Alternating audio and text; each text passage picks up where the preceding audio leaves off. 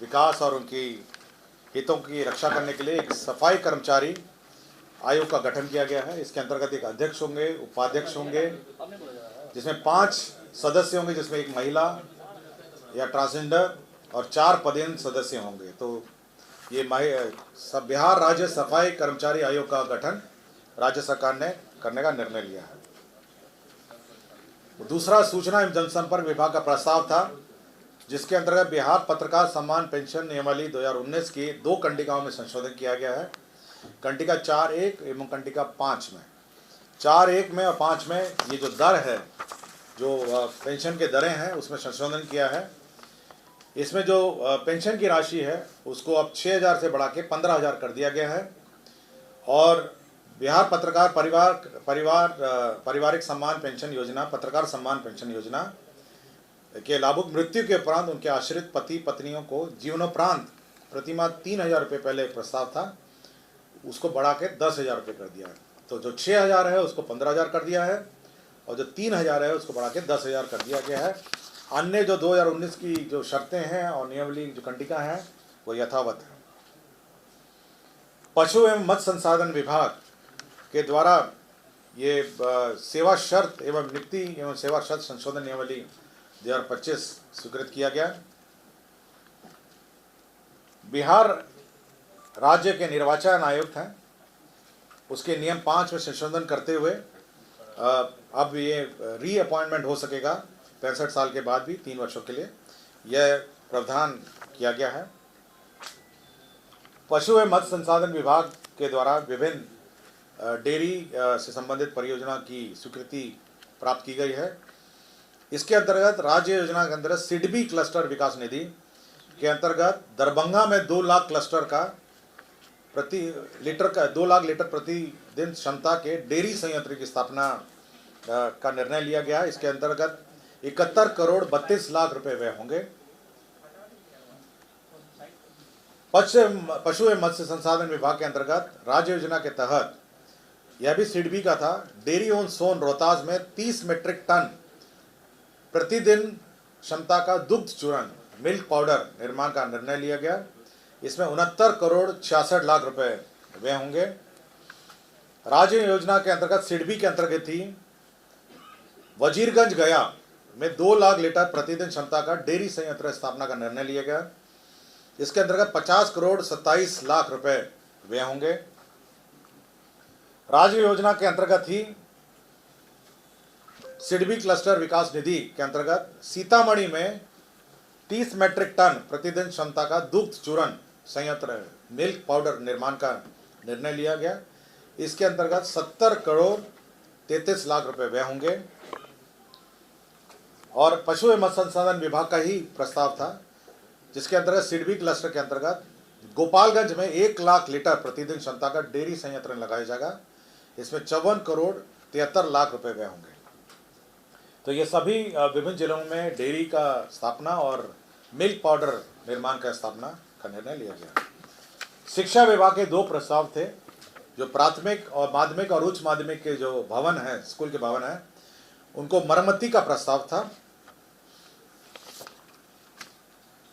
प्राथमिक शिक्षा निदेशालय द्वारा जो प्राथमिक विद्यालय हैं उसमें 270 करोड़ रुपए मरम्मती में व्यय होंगे और माध्यमिक में 276 करोड़ 33 लाख रुपए जो बिल्डिंग है उनकी मरम्मती होगी। विभिन्न प्रकार की मरम्मती दोनों प्रकार के भवनों में होगा।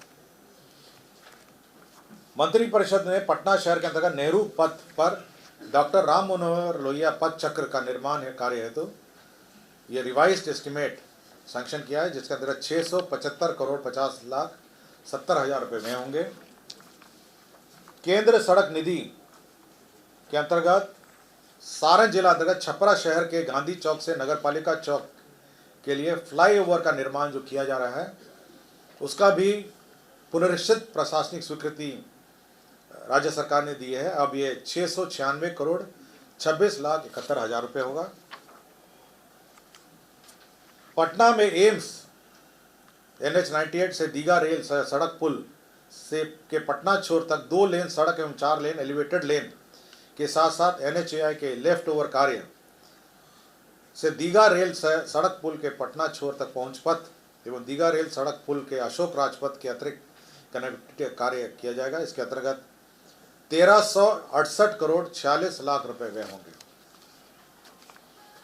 लोक स्वास्थ्य अभियंत्रण विभाग एक प्रस्ताव था जिसमें माननीय मुख्यमंत्री द्वारा प्रगति यात्रा में की गई घोषणाओं से संबंधित कैमूर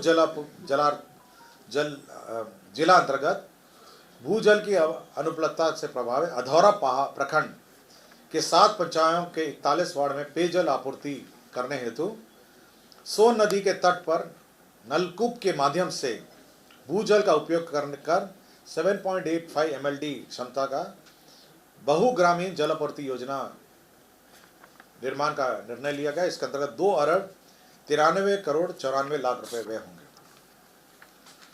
सक्षम आंगनवाड़ी एवं पोषण योजना 2 के अंतर्गत आंगनवाड़ी केंद्र पर इक्विपमेंट एवं फर्नीचर मदों में अनेक अंतर्गत बर्तन सेट ई खरीद के माध्यम से किया जाएगा। इसके अंदर 115 करोड़ 90 हजार रुपए व्यय होंगे।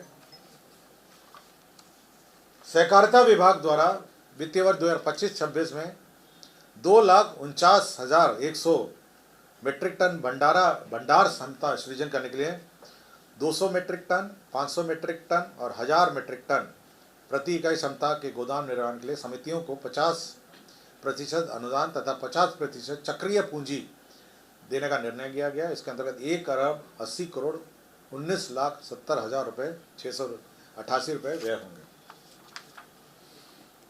सुपौल जिला अंतर्गत भूजल स्तर में गिरावट एवं लौ प्रभावित छातापुर प्रखंड अंतर्गत 23 पंचायतों के 63 गांवों के 318 वार्डों में जल आपूर्ति योजना की विद्यमान व्यवस्था का सुदृढ़ीकरण हेतु सुरसर नदी के सतही जल का उपयोग किया जाएगा।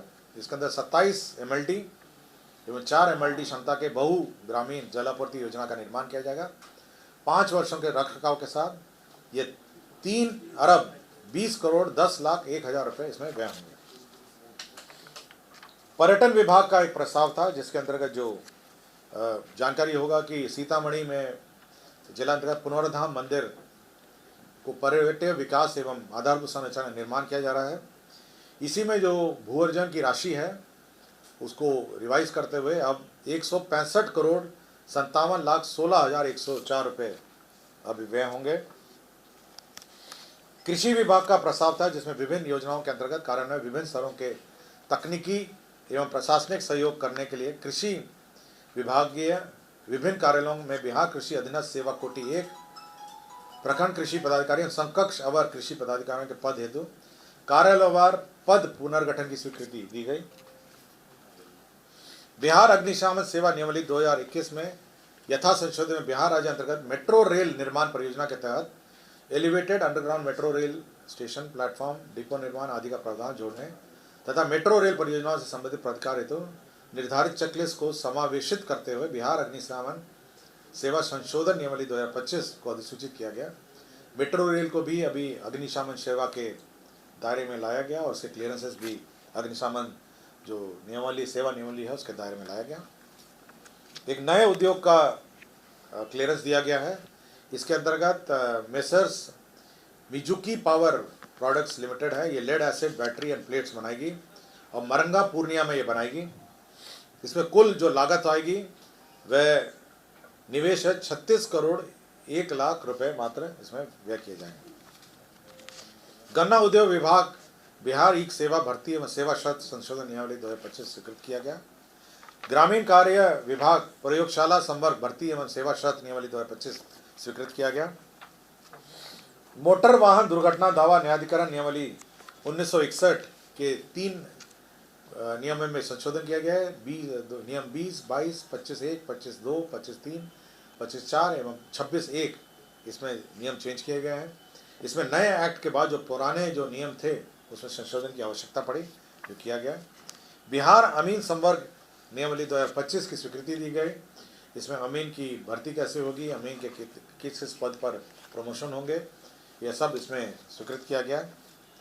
मद्य निषेध उत्पाद एवं निबंधन विभाग के अंतर्गत रानीगंज प्रखंड अररिया में स्थायी रूप से नया अवर निबंधन कार्यालय खोले जाने का निर्णय लिया गया और इसमें पद भी सृजित किए गए। बिहार विधानमंडल के मान्य सदस्यों, न्यायिक सेवा के पदाधिकारी, राज्य के सरकारी पदाधिकारी, कर्मियों और आश्रितों को जो आयुष मेडिसिन के अंतर्गत पद्धति में जो चिकित्सा व्यय होगा उसकी प्रतिपूर्ति की प्रक्रिया निर्धारित की गई। गोपालगंज जिला अंतर्गत अंचल मांझा में केंद्र विद्यालय को 1 रुपये टोकन मनी में केंद्र विद्यालय निर्माण के लिए जमीन दिया गया। दरभंगा जिला अंतर्गत अंचल हनुमान नगर में 1 रुपये टोकन पर केंद्र विद्यालय निर्माण के लिए जमीन दिया गया। मुंगेर जिला अंतर्गत ऐतिहासिक और पौराणिक सीता कुंड मेला को बिहार राज्य मेला प्राधिकार के प्रबंधन के अंतर्गत सम्मिलित किया गया। अब यह सरकारी मेला होगा। डॉक्टर भीमराव अंबेडकर 10+2 अनुसूचित जाति एवं अनुसूचित जनजाति आवासीय विद्यालय में जो पुराने पूर्व में विहित वेतन निर्माण में पद स्वीकृत थे उन सभी को उनके जो भी पद खाली होते रहेंगे। तो जो नए नियमावली उन्होंने स्वीकृत किया है अम्बेडकर आवासीय विद्यालय अध्यापक नियमावली 2023 के तहत उनके पदों को संपरिवर्तित करने का निर्णय लिया गया। राज्य में आपको याद होगा कि बिहार युवा आयोग का गठन पिछली बार के मंत्रिपरिषद में किया गया था। अब उसके 6 पद स्वीकृत किए गए हैं जिसमें सचिव होंगे, प्रशाखा पदाधिकारी, सहायक प्रशाखा पदाधिकारी और आशुलिपिक। राज्य खेल अकादमी अंतर्राष्ट्रीय क्रिकेट स्टेडियम राजगीर नालंदा अंतर्गत आसानी एवं विद्युतीकरण कार्य किया जाएगा। इसके अंतर्गत 1121 करोड़ 41,20,500 रुपये का पुनरीक्षित प्राक्कलन स्वीकृत किया गया। मैं अब